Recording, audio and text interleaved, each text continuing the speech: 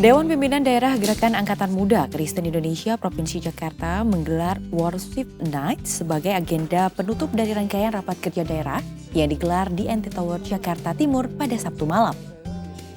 Rangkaian kegiatan diawali dengan talk show membahas peranan pemuda dan pemudi Kristen untuk mewujudkan Jakarta sebagai kota global dan berbudaya. Talk show diisi oleh anggota DPR RI yang juga menjabat sebagai Dewan Penasehat GAMKI Jakarta, Once Mekel, dan narasumber lainnya. Pada kesempatan itu, Once menekankan pentingnya para pengurus dan anggota GAMKI Jakarta mampu menjadi berkat bagi sekitarnya untuk terus bisa menumbuhkan iman bagi warga Jakarta serta warga Indonesia. Pada teman-teman, saya sih hanya berusaha untuk men-share apa yang menjadi pengalaman saya dalam kehidupan saya. Tapi terutama kita menggarisbawahi kita harus menjadi berkat dimanapun kita berada, khususnya juga dalam kapasitas GAMKI sebagai organisasi, semoga menjadi berkat ya dimanapun berada. Dan setiap anggota pengurus bisa melakukan tugas dengan maksimal, tentu dengan pembaruan-pembaruan yang ada seperti itu. Dan dari situ kita bisa petik pelajaran ya teman-teman, kita harapkan seperti itu.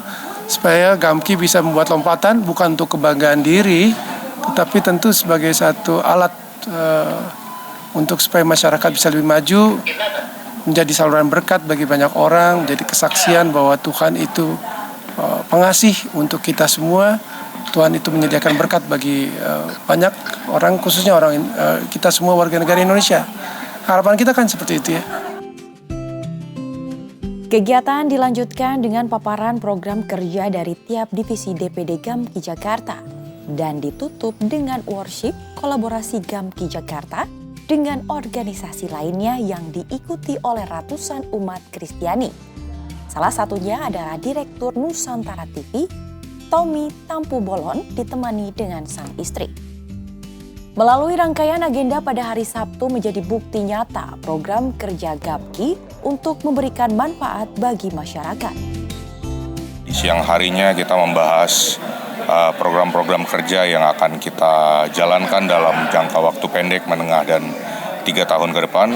Sebelumnya juga ada beberapa sharing dari narasumber terkait bagaimana perjalanan hidup dan pergumulan dalam meyakini iman dalam perjalanan hidupnya.